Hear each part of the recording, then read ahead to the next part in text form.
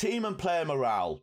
One of the most important things in Football Manager. Get it right, you can turn a bad season into a good season. You get it wrong, however, you can turn a good season into a disastrous season. So safe to say, you need to get it right. So make sure you're sticking around for this video, as I'm going to go through it with you and make sure you don't make any mistakes.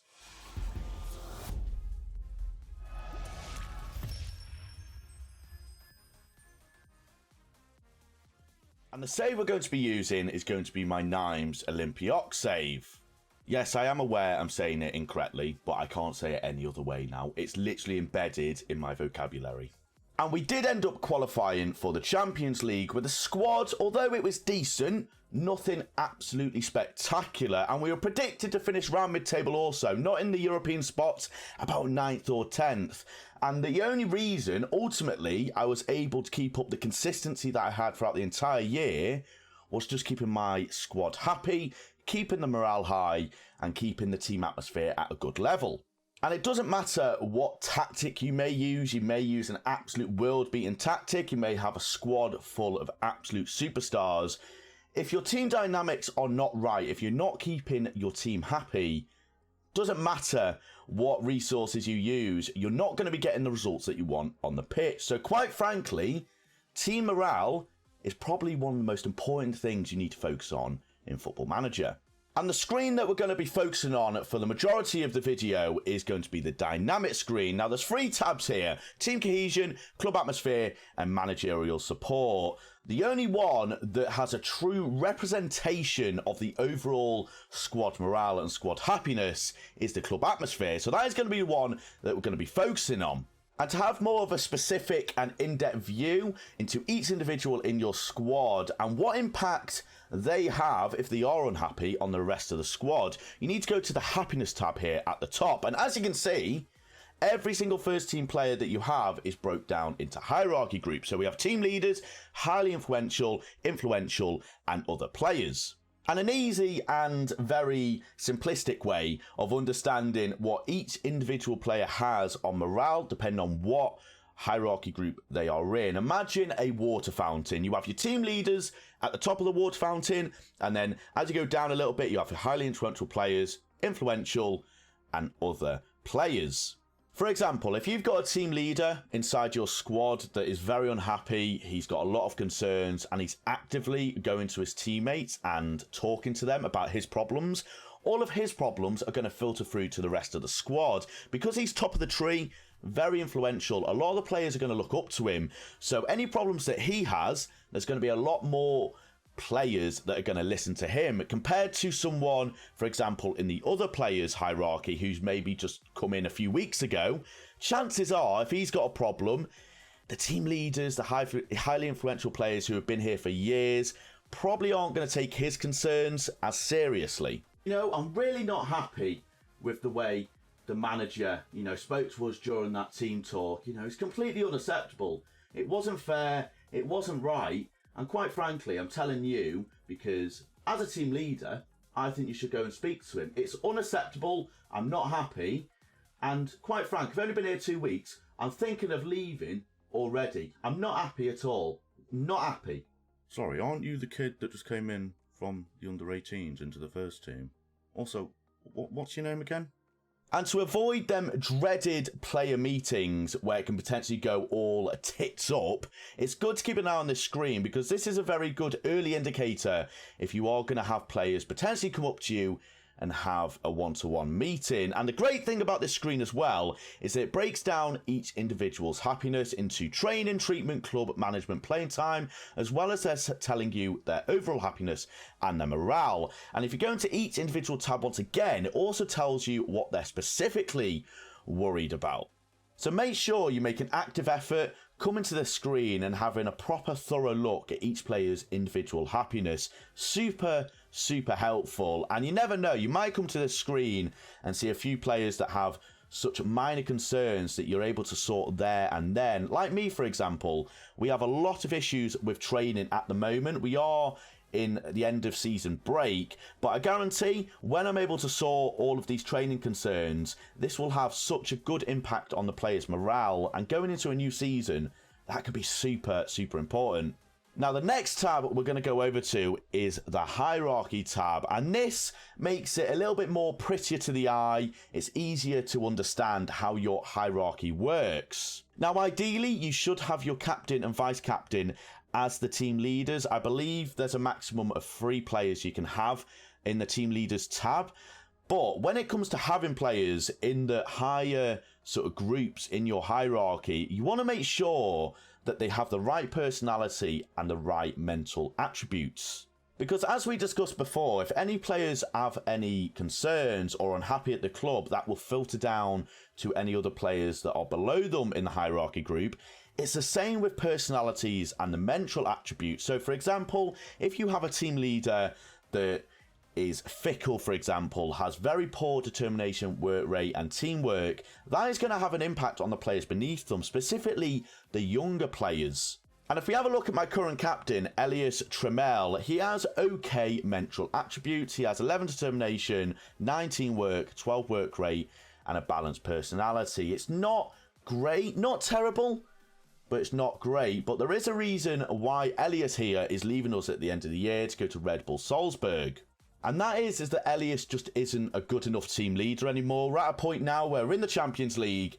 We're making such good progress. We've got some good young players coming through the system. I don't want a player like Elias in such an influential position having an impact on these players. That determination, teamwork and work rate and personality, although it's probably not going to have a massive negative or positive impact on any younger players, we have players in the squad right now, well-established players that could step into this team leader role and have a massive impact, a good impact on any players that we bring through. And one of those players is our current vice-captain, soon-to-be captain, Morgan, who has got everything that we want in a player that's going to have a massive influence on the squad. Good determination, good work rate, good teamwork, decent personality, and he's a first-team player as well. And if at all possible, try and get yourself into their favoured personnel too. The further you go down in the hierarchy group, the less impact them players are going to have on the rest of the squad. So if we have a look at highly influential players, we have 4 players in here. We have Dembele, Leonardo, Pasic and Kengo. And if we have a look at these players individually, you will once again see the sort of philosophy that I'm trying to build. I'm getting players with high determination, work rate, good personalities, and they will all have a decent impact on any players beneath them. Okay, a little challenge for everyone watching. I'm going to put all 4 players in the highly influential group on screen now, and I want you to put in the comment section below which player do you think is the weakest in this group? Which player do you think is going to have the least impact on any youngsters we bring through? And which player do you think I should be trying to remove from this group, if any? If you don't think I should get rid of any, then feel free to put that as well. So which player did you guess? If you guessed Mr. Dembele, then you would be right. Now, to be fair, it could have been between Kengo or Mamadou Dembele, but Kengo is a first-teamer and been one of our most important players over the past few years. So that is the reason why we are currently trying to get rid of Dembele. If we have a look at his attributes, 14 determination, 14 work rate, 19 work, balanced personality, although, once again, not horrendous. Probably not what we want at this moment in time. Now, I would recommend trying to get rid of any players that you think will have a massive detrimental effect on your squad.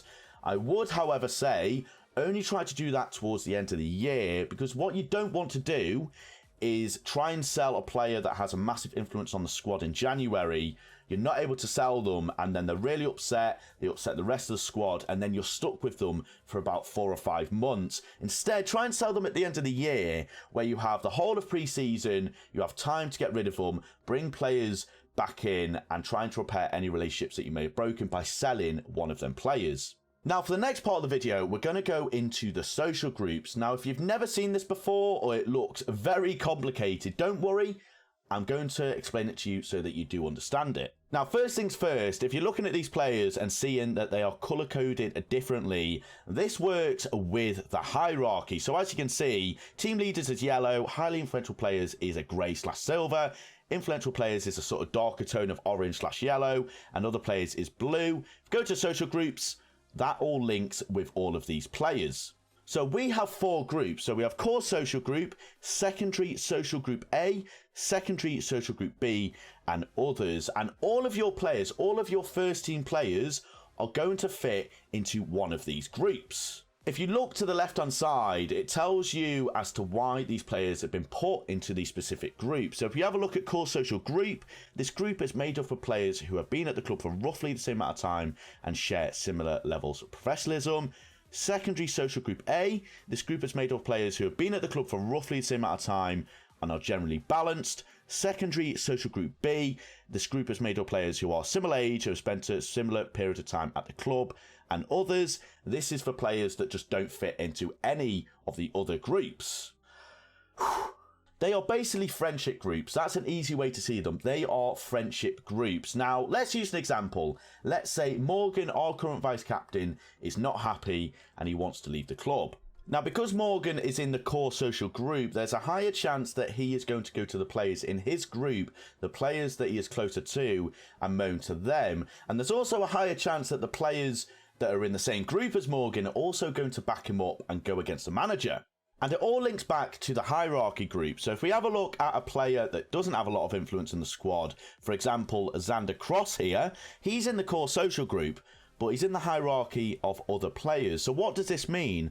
Well, basically what it means, if Xander Cross was to kick up a fuss, he's probably going to go to the players in his group and complain to them. Doesn't mean he's going to influence them, just because he doesn't have a lot of influence on the squad as a whole, but he's going to go to these players more often to complain. Once again, friendship groups, he's going to go to these players a little bit more and complain to them.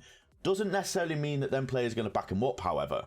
And the other really cool thing about this screen is that if you click these individual players, you will get detailed information about that specific player, its happiness, and some other really, really cool stuff as well. So if we have a look at Where's Waldo, for example, influential player. Where's Waldo's been at the club for a while and has shown little inclination to change the stats within the squad. Set for regular playing time, and he has high ability. He's part of the core social group, and he also feels he has a positive partnership playing with Carlos Salgado. Now, what does that mean? Well, if we go to our tactics screen, and we change our midfield to Where's Waldo and Carlos Salgado, as you can see, there's a little bit of link-up play there between them.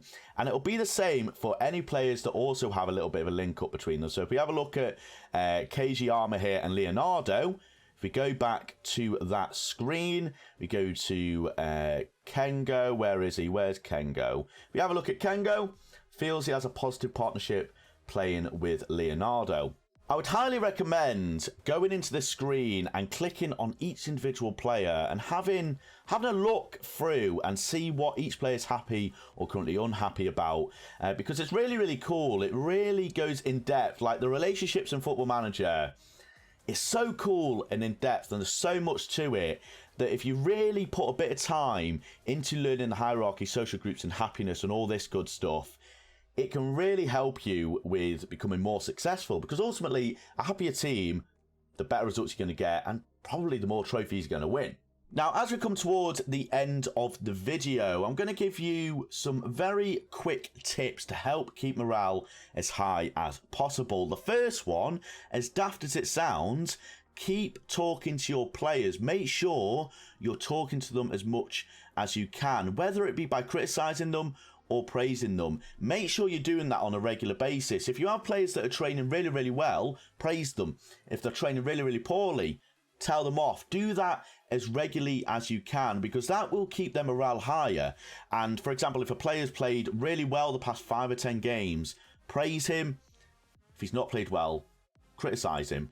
Another really small thing that you can do to get the morale up very quickly, let's see if I can do this with any of these players, is just to praise the conduct. Literally, I don't think I've ever got praise conduct wrong.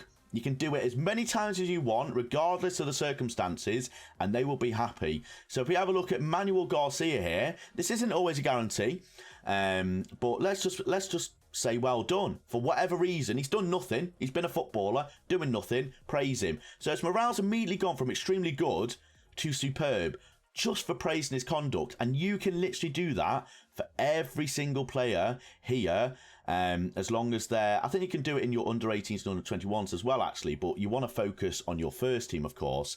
The next tip I want to give you is make sure that the playing time of the players is being met. So, for example, if you have a player that's a star player, you've literally agreed with him that he's going to be a star player in the squad. If you want to have a look at that, you can go to squad, agreed playing time, and then it'll say here what playing time they are expecting. Make sure you're meeting that, because that is one of the easiest ways to upset your players, is the playing time they are currently getting. And if you don't think you can meet that playing time, you're either going to have to sell them or you're going to have to change it. So the way to change it, once again, very, very easy. You right click on a player, squad, agreed playing time, and then you can reduce or increase it depending on how much you're actually going to play them. But I have to emphasize this again.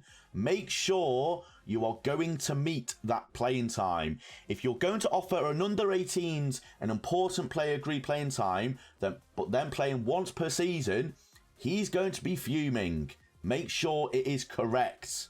Only do team meetings when they are absolutely necessary. I've been guilty of it in the past, where regardless of the morale of the squad, the club atmosphere, as soon as a team meeting's available, I'm doing it. Instead, what I've started to transition to is, if I'm winning, club atmosphere, squad's happy, there's no need to do a team meeting. I should wait for that team meeting when we are starting to, you know, maybe get a little bit complacent, we're having issues on the pitch, or before an important game, for example. Because if we look at my club atmosphere, it's very, very good. There's no point me doing a team meeting now, because it's not going to have any massive effect on the squad. Instead, if that club atmosphere is a little bit lower, we're going into important few games of the season where it's make or break, maybe going for the, I don't know, the league, for example, final 3 games.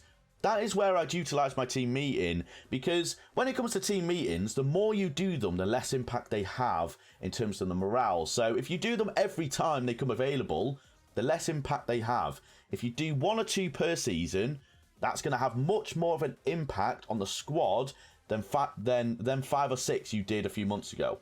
Okay, ladies and gentlemen, that is going to bring us to the end of this video. If you did enjoy it, make sure you hit that like button, hit that subscribe button, hit that notification bell to be alerted when these videos are released. It's very, very much appreciated, and please do put in the comment section below any suggestions, any feedback, any constructive criticism to improve these videos, because I once again appreciate it massively. So take care of yourselves, have a good morning, afternoon or evening, wherever you're in the world. Stay safe, and I'll see you in the next video.